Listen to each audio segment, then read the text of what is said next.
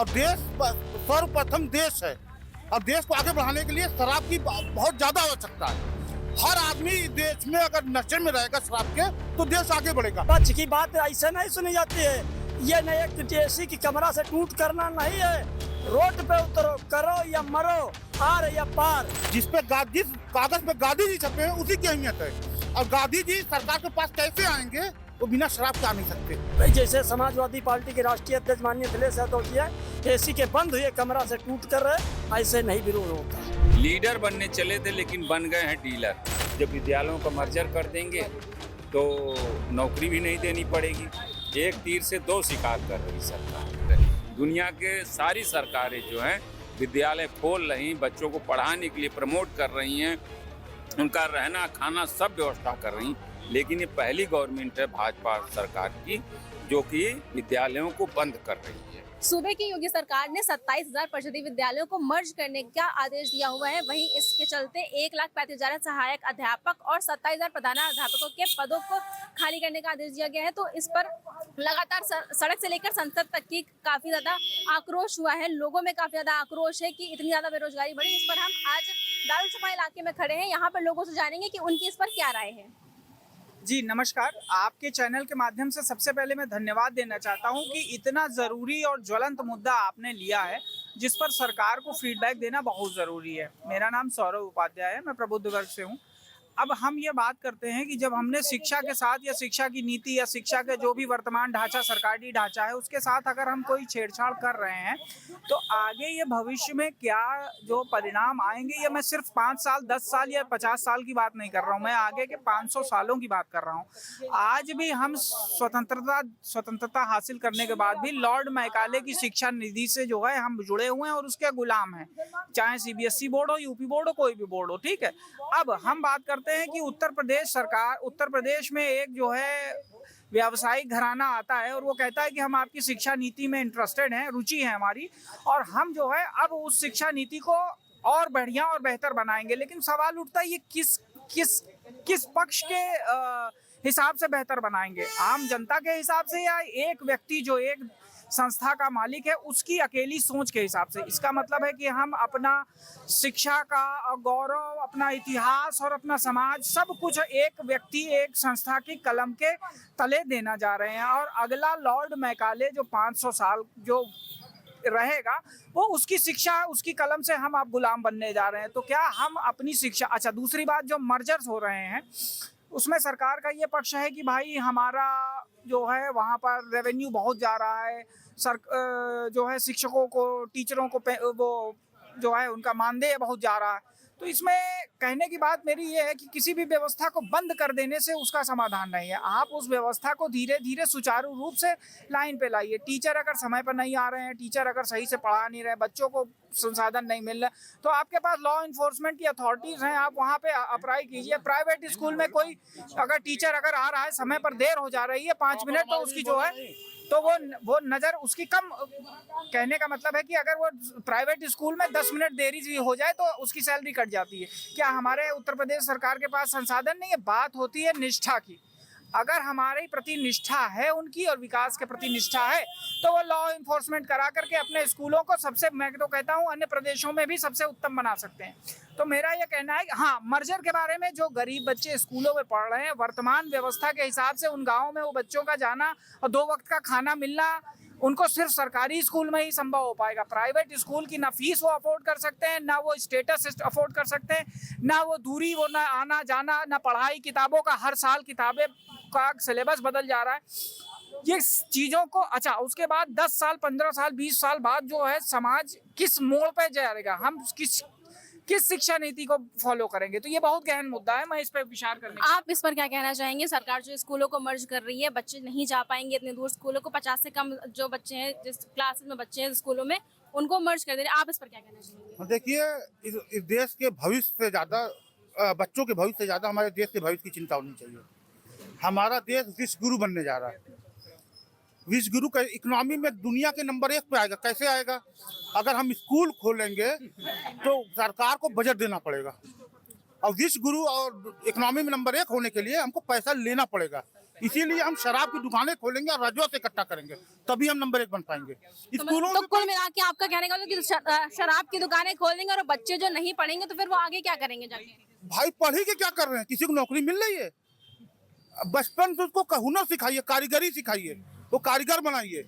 और देश सर्वप्रथम देश है, और देश को आगे बढ़ाने के लिए शराब की बहुत ज्यादा आवश्यकता है। हर आदमी देश में अगर नशे में रहेगा शराब के, तो देश आगे बढ़ेगा। क्यों? शराब पिएगा तो पैसा आएगा सरकार को पास। मतलब कुल मिला के आप कहना चाह रहे हैं, कि अगर मतलब स्कूल बंद करा दें और वो शराब की दुकानें खुलवाते हैं। जिस कागज पे गांधी जी छपे होते हैं, इस देश में सबसे ज्यादा अहमियत उसी की होती है, ना लोकतंत्र की, ना कानून की, ना संविधान की। जिस कागज पे गांधी जी छपे हैं उसी की अहमियत है। और गांधी जी सरकार के पास कैसे आएंगे? वो बिना शराब के आ नहीं सकते। चलिए, इन्होंने तो कह दिया कि ठीक है शराब की दुकानें खुलवा दीजिए और स्कूलों को बंद करा दीजिए। आप इस पर क्या कहते हैं? देखिए, हम सरकार से यही मांग करते हैं कि जितने दारू ठेका है उनका सरकार बंद करे। प्राइवेट विद्यालयों के जो है जितने प्राइवेट विद्यालय चल रहे हैं उनकी मान्यता सरकार रद्द करे। रहा जहाँ तक सवाल प्राइमरी विद्यालयों को सरकार और वरीयता और अच्छा उनमें स्कूल पढ़ाने के लिए बच्चों के लिए दे। जो आज विधायक, सांसद, मंत्री सब पढ़े हुए हैं वो सब प्राइवेट विद्यालय प्राइमरी से ही पढ़े हुए हैं, टट्टी बुरिया से ही पढ़ के गए हैं वहाँ तक। तो सवाल हमारा कहने का मतलब है, जो सरकार अपना कानून बनाए है उसको वापस ले और जो है शिक्षा की नीति को प्राइमरी विद्यालयों को और अच्छी दे। ये तो बहन मायावती जी ने जो है 250 आबादी पर स्कूल देने का काम किया था। रही जहाँ तक बात जो स्कूल बंद हो रहा है, जनता तो अपनी आवाज उठा ही रही, बाकी विपक्ष क्या चूड़ी पहने बैठा है? विपक्ष का भी काम है कि रोड से लगा के सदन तक और कोर्ट तक विरोध करे। इसकी हम लोग निंदा करते हैं। तो विपक्ष तो कह रहा है ना कि शराब की दुकानें खुलवा रहे, स्कूल मर्ज कर रहे हैं, विपक्ष तो कह रहा है, लेकिन विपक्ष की बात भी तो सुन नहीं रहे हैं ना वो। विपक्ष की बात ऐसे नहीं सुनी जाती है। ये न एक एसी की कमरा से टूट करना नहीं है, रोड पे उतरो, करो या मरो, आर या पार। देखिए कल न्याय मिलता है कि नहीं मिलता है। जब देश आजाद हुआ था तो तमाम माताओं बहनों के सिंदूर, बिंदिया और चूड़िया त्याग के और जो है देश आजाद हुआ था और लोकतंत्र पैदा हुआ था।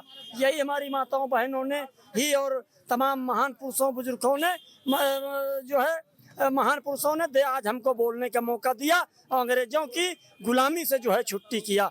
तो कहने का हमारा मतलब है कि जैसे समाजवादी पार्टी के राष्ट्रीय अध्यक्ष माननीय अखिलेश यादव जी है, एसी के बंद हुए कमरा से टूट कर रहे, ऐसे नहीं विरोध होता है।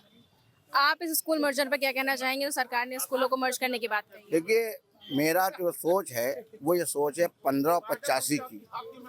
बाबा साहब ने कहा था 15 और 85 की जो बात करी थी, अब हमें लगता है कि वो उल्टी गिनती सरकार शुरू कर रही है कि 15% धनवान 85% कंगाल, तभी तो हुकूमत करना है। और इनके तो मैनिफेस्टो में भी अगर हुकूमत करना है तो सबको जैसे 5 किलो राशन की शुरुआत हो चुकी है, लोग समझ नहीं रहे हैं चीज़ को। ये देश बहुत गलत ठिकाने जा रहा है। जैसे अभी भाई ने कहा शराब के ठेके बढ़ते जा रहे हैं, मॉडल शॉप कहा जा रहा है, मॉडल शॉप। किसी शिक्षा की दुकान पे जहाँ किताब बिकती है उसको लिखा है मॉडल शॉप, मॉडल किताब कहीं लिखा है आपने? ये मैम बहुत बुरा इस वक्त बहुत देश नुकसान में जा रहा है और इसकी भरपाई नौजवानों को करनी पड़ेगी। आज जो लोग बहुत से लोग जो हैं समर्थन में बोल रहे हैं वो भी सोचें कि उनके भी बच्चों का भविष्य है। जो आज जो बोल रहे हैं बहुत अच्छा हो रहा है, ये हो रहा है, मैं सुन रहा था कि लोग अपनी अपनी बात रख रहे हैं, मगर मैंने जो आपसे कहा है कि 15 और 85 की, ये 15% सोचते हैं जो अपने आप को समण और जो अपने आप को शेष मानते हैं, वो सोचते हैं कि 85% को एकदम कंगाल कर दो। अगर वो पढ़े लिखेंगे तो कहीं बाबा एक अम्बेडकर और इस देश में ना आ जाए। इसकी वजह से जो है ये देश बहुत नुकसान में है। ये देश को इस देश में फिर से हमें जैसे अंग्रेजों से लड़ाई लड़नी पड़ी थी, इसी तरह से लोकतंत्र को, संविधान को बचाने के लिए इन लोगों से भी हमें लड़ना होगा कानूनी दायरे में। योगी 15 वाले कैसे बन गए? योगी तो 15 वाले हैं और 85 वाली मायावती थी, वो कहाँ चली गई? क्यों नहीं बने? ये खेल जो ना हम इतने प्रसादी है उसमें 85 घाट हैं। 15 एक घाट हो जाते हैं, 85 घाट कर दो। उनकी अकल ऐसी है 15 वालों की, 85 को 85 घाट कर दो, सब फेल हो जाएंगे। तो कुल मिला के आप कहना चाह रहे हैं कि जो स्कूल मर्ज कर रहे हैं वो सही कर रहे हैं? हैं? स्कूल मर्ज कर रहे हैं, स्कूल बच्चे इतनी दूर नहीं जा पाएंगे, बच्चे इतना नहीं चल के जा पाएंगे, तो वो सही कर रही है सरकार? स्कूलों की तनख्वाह इतनी क्यों? सन 92-93 में 2400 रुपये एक मास्टर की तनख्वाह थी, और उसकी 60,000 से लेकर के और 70-80 तक पहुंच गई। क्यों इतनी हाई? कितनी बढ़ोतरी क्यों? महंगाई की वजह से। महंगाई की वजह से। महंगाई मजदूर पाता था, उसकी बढ़ोतरी नहीं इतनी हो गई। उसकी 200 पाता था, ज्यादा 300 हो गई, इससे ज्यादा नहीं। महीने में जरूरी नहीं 300 दिन मजदूरी लगे, 10 दिन लगे, 15 दिन न लगे, वो उसका परिवार नहीं। तो कुल मिला के आप इसमें सरकार का देश को कौन लूटने वाले? जनता टैक्स सब देती है, माचिस खरीदती है, उस पर भी सरकार का टैक्स है। भले 1 रुपए की माचिस है, लेकिन अगर सरकार टैक्स हटा दे तो कल 50 पैसे की बिकने लगेगी, क्योंकि उस टैक्स सहित जोड़कर तब उसमें लाभ लेते हैं। तो अब जनता टैक्स देती है, उसमें लूट कौन रहा? नेता, विधायक, सांसद जितने हो जाएं और सरकारी नौकर, ये तो माला माल है, और जनता सब खस्ता हाल, सब परेशान। चलिए आप क्या कहेंगे? देखिए, हमारा कहने का मतलब है 1991 और 92 में, आज हो गए 32-33 साल, जब यही लखनऊ शहर में जो है 10 रुपया 12 रुपया फुट स्क्वायर फीट जमीन मिलती थी, आज तो जो है 1000, 2000, 4000 रुपये स्क्वायर फीट जमीन मिल रही। तो जब महंगाई बढ़ रही है तो उसी हिसाब से तनख्वाह भी बढ़ रही है। तो कहने का हमारा मतलब यह है, जो आज अगर आप यहाँ इस जगह पे आई हैं तो बड़े तब के लहू से निकल के आई हैं, शिक्षा की बदौलत से आई हैं। तो सरकार का शिक्षा का कानून स्कूल बंद करने वाला है। मैं सरकार से मांग करता हूँ इसको सरकार वापस ले। आप स्कूल मर्जर को लेकर क्या कहना चाहेंगे? देखिए, सरकार की निष्ठा में खोट है, इसीलिए तो इन्होंने पहले बीटीसी शिक्षकों को जो है हटाया, उसके बाद 5 साल से जगह नहीं निकाली। बीएड, बीटीसी, डीएलएड करके बच्चे बैठे हैं, सोच रहे हैं वांट निकलेगी तो हम जगह भरेंगे, नौकरी मिलेगी। सबसे बड़ा कारण तो एक ये भी, जब विद्यालयों का मर्जर कर देंगे तो नौकरी भी नहीं देनी पड़ेगी। एक तीर से 2 शिकार कर रही सरकार, समझ रही ना? और नौकरी भी नहीं देनी पड़ेगी और बच्चे भी एडजस्ट हो जाएंगे, और शिक्षक जो अगर ज़्यादा होंगे तो कहिए उनको भी बैठा दें, क्योंकि ये जब मर्जर होगा, एक विद्यालय पे 2 हैं तो 4 हो जाएंगे, 6 हो जाएंगे, तो बैठा दें। सरकार की निष्ठा में खोट है, क्योंकि अटल जी ने कहा था एज ए प्राइम मिनिस्टर, उन्होंने पार्लियामेंट कहा था कि देश की सड़कों को सही करने के लिए मैं 1 रुपया पेट्रोलियम पदार्थों पे टैक्स बढ़ा रहा हूँ। समझ रही कि नहीं? अगर सरकार की मंशा अच्छी होती, वो भी अगर कोई कमी थी तो 50 पैसे 1 रुपया बढ़ा के पूरे देश के विद्यालयों को जो है सही कर सकती थी, लेकिन इनकी निष्ठा में खोट है। सबसे बड़ा कारण क्या है कि औद्योगिक व्यापारियों को जो है बढ़ावा देना, सिर्फ प्रॉफिट की राजनीति। क्योंकि ये लीडर बनने चले थे लेकिन बन गए हैं डीलर, और डीलर हमेशा अपना व्यक्तिगत फायदा देखता है। गली गली शराब के ठेके खेल, आप सोचिए 1 किलोमीटर से कम रेंज पे जो शराब के ठेके खोल रहे, गली गली हुक्का बार खोल रहे, गली गली स्पा सेंटर खोल रहे। क्या जितने अनैतिक कार्य हो सकते हैं सब बीजेपी सरकार में हो रहा है। अगर इनकी निष्ठा होती कि प्रदेश के विद्यालय सही हो जाएं तो विद्यालयों पे टैक्स लगा के जो है पब्लिक पे सही कर सकते, लेकिन इनकी निष्ठा में खोट है। इसलिए चाहती हैं कि बच्चे नशेड़ी हों, नशे का कारोबार करें, नशा पिएं। जब वो नशेड़ी हो जाएंगे तो इनसे सवाल नहीं पूछेंगे, अपना इनका काला इतिहास नहीं लिखेंगे। दुनिया की सारी गवर्नमेंटें हेल्थ, एजुकेशन और फूड पे काम कर रही हैं, लेकिन ये पहली गवर्नमेंट है जो विद्यालयों को बंद कर रही है। दुनिया की ये पहली गवर्नमेंट है। दुनिया के सारी सरकारें जो हैं विद्यालय खोल रही, बच्चों को पढ़ाने के लिए प्रमोट कर रही हैं, उनका रहना खाना सब व्यवस्था कर रही, लेकिन ये पहली गवर्नमेंट है भाजपा सरकार की जो कि विद्यालयों को बंद कर रही है। आप इस स्कूल मर्जर पर क्या कहना चाहेंगे जो सरकार ने एक्चुअल में योगी सरकार की नीतियां तो बहुत अच्छी होती हैं, लेकिन ये शिक्षा की नीति थोड़ी विरोध में इसलिए जा रही है कि अभी जो है हमारे बच्चे लाखों की गिनती में प्रशिक्षु पढ़े, बीएड पढ़े, बीटीसी पढ़े हैं, लेकिन जब वो पिछले 5 साल से विरोध कर रहे हैं कि मुझे भर्ती करो, कोई भर्तियां नहीं आ रही, तो इन्होंने एक ही निर्णय लिया कि ऐसा बदलाव किया जाए कि अपनी भर्ती की आवाज़ उठाना ही बंद कर दें। तो आज वो आवाज़ और बुलंद हो रही है।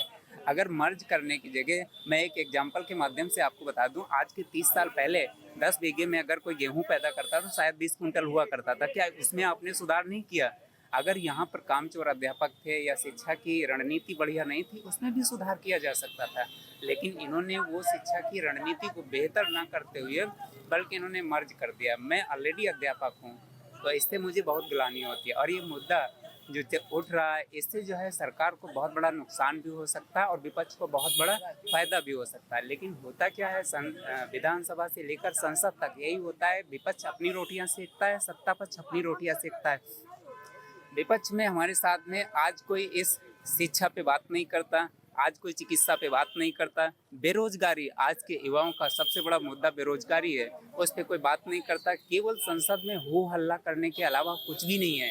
तो मैं विपक्ष से कहना चाहूँगा, आप बेरोजगारी पे बात करिए, आप शिक्षा पे बात करिए, आप चिकित्सा पे बात करिए और भ्रष्टाचार पे भी बात करिए। यौन शोषण जो हो रहे हैं आज घरों में, छोटी छोटी बच्चियों के साथ में 4 साल, 6 साल, 10 साल, इस पे बात करनी चाहिए। सरकार हर मुद्दे पर बात करने के लिए तैयार है। मैं प्रतिनिधि नहीं हूँ किसी भी विधानसभा का, किसी भी लोकसभा का, लेकिन उन प्रतिनिधियों जो हम लोग चुनते हैं प्रतिनिधि को, उन प्रतिनिधियों से कहना है आपको अगर मौका मिलता है तो इसका फ़ायदा उठाइए। अगर आप दोबारा से अपना निर्वाचन क्षेत्र में जाते हैं, मुझे लगता है हर क्षेत्र में विरोध इसका किया जाएगा। और यहाँ आप क्या कहना चाहेंगे इस मर्जर को लेकर?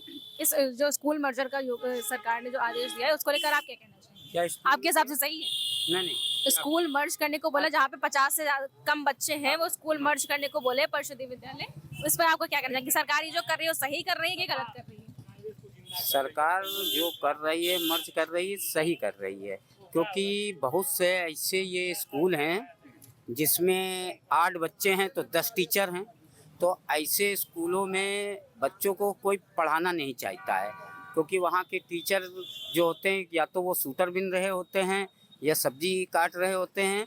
तो कोई भी माँ बाप अपने बच्चे का भविष्य बनाना चाहता है, ना कि ऐसे स्कूल में भेज के समय बर्बाद नहीं करे। वो अपना पेट काट के कहीं अच्छे स्कूल में पढ़ाना जाए। और इस तरह से वो लोग जो है टीचर 80-90 हज़ार तनख्वाह पा रहे हैं और वहाँ पर शूटर बिन रहे हैं और बच्चों से को पढ़ाने के तो छोड़ दिए, अपना पर्सनल काम बच्चों से करा रहे हैं। आप देखिए जो ये छोटे छोटे स्कूल हैं, इंग्लिश मीडियम बनाए हैं, खोले हुए हैं, और उनकी टीचरों की तनख्वाह है 20,000, 15,000 देते हैं, लेकिन वहाँ वो पढ़ाते हैं।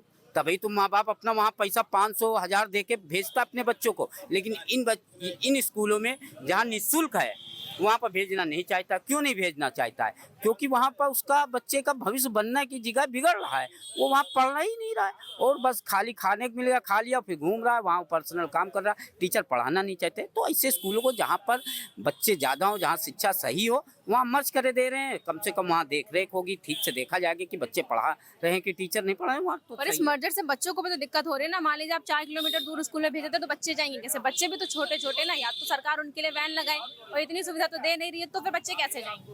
नहीं, उसके लिए उनके माँ बाप देखेंगे, ठीक है, जहाँ पढ़ाई हो रही है वो भेज लेंगे। कोई भी अरे अगर माँ बाप के पास इतना ही पैसा होता कि वो बच्चों को भेज सकते तो कॉन्वेंट स्कूल में भी तो भेज सकते थे ना। कॉन्वेंट में क्यों भेजेंगे भाई? आप हैं या मैं हूँ, मैं बहुत बड़ा आदमी तो नहीं हूँ ना, आप हैं इतना, तो हम भी तो अपने बच्चों को छोड़ने जाते, लेने जाते, जहाँ पढ़ाई होगी हम थोड़ा सा अपना 10 मिनट, आधा घंटे का समय निकाल के छोड़ेंगे। इतना आजकल आशाएं कोई नहीं है। लेकिन अगर ऐसे स्कूल में तो कतई नहीं भेजेंगे कि वहाँ पर नगर निगम का मेरे मोहल्ले में भी स्कूल है, लेकिन कोई वहाँ पर गिनती के 8 या 7 बच्चे रहते हैं और सब कोई जाते हैं अपने बच्चों को 1 किलोमीटर छोड़ने चले जाते हैं। नहीं है गाड़ी, लेकिन वो अपने आप हाथ पकड़ के उसकी माँ जाती है छोड़ने। तो आप इनकी बात में सहमत हैं? बिल्कुल नहीं। इन्होंने कहा कि स्कूल मर्ज कर रहे हैं, सरकार सही कर रही है। देखिए, इंग्लिश शराब और बियर दोनों कंपोजिट करके दुकानें खोली जा रही है 1-1 किलोमीटर पर। आप देखिए वहाँ जीपीओ के सामने बियर और इंग्लिश की दुकान है, ठीक इधर सामने आपको दिख रहा है। इसके आगे चले जाइए लालबाग, वहाँ भी मिलेगा। एक कंपोजिट दुकानें जगह जगह खुलवा रहे हैं, प्राइमरी स्कूलों को बंद करा रहे हैं। ये कैसा हिंदुस्तान बनने जा रहा है? इसका मतलब ये निजीकरण की तरफ पूरी तरह से ये शिक्षा को देने जा रहे हैं। आपको पता लगा लीजिए कि हिंदुस्तान जब से देश आज़ाद हुआ है, जितने प्रधानमंत्री बने हैं सब प्राइमरी के मतलब पढ़े हुए छात्र हैं, चाहे वो लाल बहादुर शास्त्री हों, चाहे पंडित जवाहरलाल नेहरू हों, चाहे जितने लोग हों, चाहे आज के वर्तमान प्रधानमंत्री नरेंद्र मोदी जी हों, ये भी प्राइमरी के ही पढ़े हुए हैं। चाहे राजनाथ सिंह जी आपके यहाँ के सांसद और रक्षा मंत्री जी हैं, वो भी पढ़े हैं। योगी आदित्यनाथ भी प्राइमरी के ही छात्र रहे हैं, जो हमारे उत्तर प्रदेश के मुख्यमंत्री हैं। और चाहे धामी जी हों उत्तराखंड के मुख्यमंत्री, वो भी प्राइमरी के ही स्कूल के छात्र रहे हैं। ऐसा नहीं है, सरकार की नीयत खराब है। सरकार चाहे जैसे कोरोना काल में उसने मतलब 500 मीटर चौराहे नहीं जाने देती थी, उसकी पुलिस, उसकी व्यवस्था, उसका तंत्र काम करता था, नहीं जाने देती थी। अब मैं मांग करता हूं, जैसे आप प्राइवेट स्कूल है और प्राइमरी स्कूल है, दोनों कंपोजिट कर दीजिए।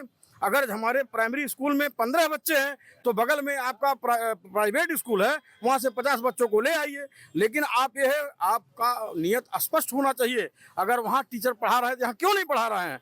यहाँ मतलब टेट है, मतलब बीटीसी है, बीएड है, ये ट्रेनिंग शुदा है, गवर्नमेंट ट्रेनिंग कराई है, ट्रेनिंग पर खर्च कराया है करोड़ों रुपया। ये नहीं बढ़िया छात्र पढ़ा सकते हैं? 15,000 वाला नॉन ट्रेनिंग वाला व्यक्ति वो पढ़ाएगा नर्सरी में, क्या पढ़ाएगा? क्या भविष्य बनाएगा बच्चों का? ये खेल खेल रहे हैं ये वर्तमान सरकार उत्तर प्रदेश और दिल्ली की। ये चाह रहे हैं जैसे बिजली विभाग के पीछे पड़ा है, ये शर्मा भेजे गए हैं नरेंद्र मोदी के द्वारा कि आप अडानी को दे दीजिए, ठीक इसको भी अडानी और अंबानी को देने की साजिश रची जा रही है। अगर रोका नहीं गया, गरीब के बच्चे, मध्यम वर्ग के बच्चे, हमारे आपके बच्चे पढ़ नहीं पाएंगे। यही आपका लामार्ट है, आप यहीं चले जाइए, कॉन्वेंट विद्यालय हैं, आपके हमारे बच्चे नहीं पढ़ सकते हैं। जिसके घर में 4-5 बच्चे हैं वो नहीं पढ़ा सकता है। ये सिर्फ इनकी नीयत साफ नहीं है। मैं मांग करता हूँ, आज भी बताइए जितने प्रधानमंत्री हमारे गुजरे हैं, भारत सरकार में जितने मिनिस्टर हैं, उत्तर प्रदेश में जितने मिनिस्टर हैं, इसमें 90% लोग प्राइमरी के छात्र हैं। पता कर लीजिए इनके बाप दादाओं ने कहाँ कॉन्वेंट स्कूल खुलवाया 90 के पहले, कितने कॉन्वेंट स्कूल थे देहातों में, सब पढ़ करके आए हैं प्राइमरी स्कूल। जितने आईएएस हैं आपके 90 के दशक के पहले सब प्राइमरी के छात्र हैं, कि कोई कॉन्वेंट विद्यालय के नहीं है। लेकिन ये सरकार की नीयत ये है कि प्राइमरी स्कूलों को इस तरह से पेश किया गया है कि प्राइमरी स्कूल पर लोग भेजना बंद कर दे अपने बच्चों को, ताकि ये शिक्षा को बेचें। और ये बहुत दुखद बात है। हमारा देश गुलामी की तरफ बढ़ रहा है। अगर शिक्षा एक ऐसी चीज है, अगर उसको ज्ञान रहेगा तो हर मुद्दे पर बहस कर लेगा।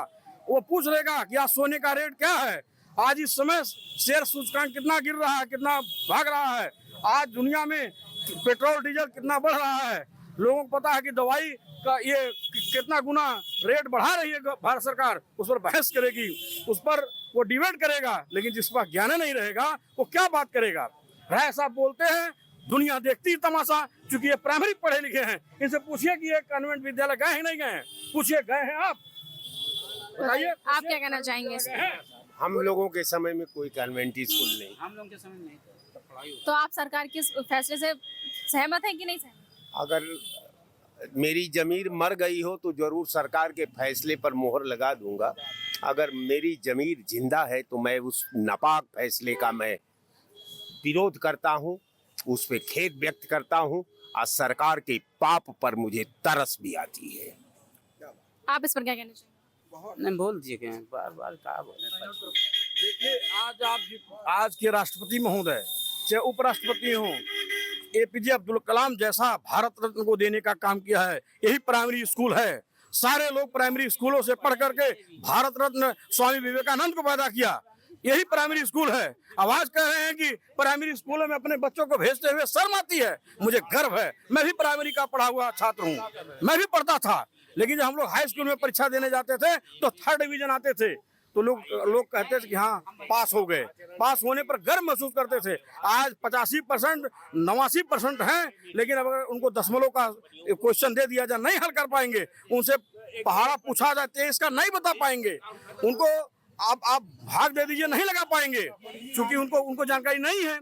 गवर्नमेंट तो ये चाहती है कि बच्चे गरीब के, किसान के, मजदूर के, गरीब के ना पढ़ें, ताकि ये खाली कांवड़ यात्रा में भाग लें, फूल वर्षा करें, जनता खुश हो जाए। ठीक है, आप वर्षा करो, लेकिन प्राइमरी स्कूल को बंद कर दोगे? आप बताइए, आप त्योहार मनाइए, वो दूसरी बात है, लेकिन आप क्या करेंगे? स्कूल की शिक्षा बंद कर देंगे, प्राइमरी इंटरमीडिएट कॉलेज बंद कर देंगे। आज जितने इंजीनियरिंग कॉलेज हैं, जितने मतलब ये क्या नाम है MBBS, जितने बच्चे कराना है, अभी 2 नंबर से आपका बच्चा पीछे हो जाए आपके परिवार में, 1 करोड़ से कम नहीं लगेगा एडमिशन में। 1 करोड़ रुपया लगेगा भारत में, जहाँ भी MBBS एडमिशन कराने जाएंगे नीट में, और उसके पहले नहीं हो पाएगा। 1 करोड़ रुपया कौन देने वाला है, बता दीजिए हमारे देश में। बहुत दुखद बात है। आने वाला समय अगर सचेत नहीं हुई सरकारें तो शिक्षा हमसे खत्म हो जाएगी। कुल मिलाकर लोगों का यहाँ पे कहना है कि सरकार ने ये जो निर्देश दिया है, जो उन्होंने सोचा है कि स्कूलों को मर्ज कर देते हैं, इसको लेकर लगातार अभी भी लोगों के बीच में आक्रोश है। उनका कहना है कि सरकार ये अपना निर्णय वापस ले ले और लोग इससे सहमत नहीं है। यूपी न्यूज़ के लिए अंजलि शर्मा।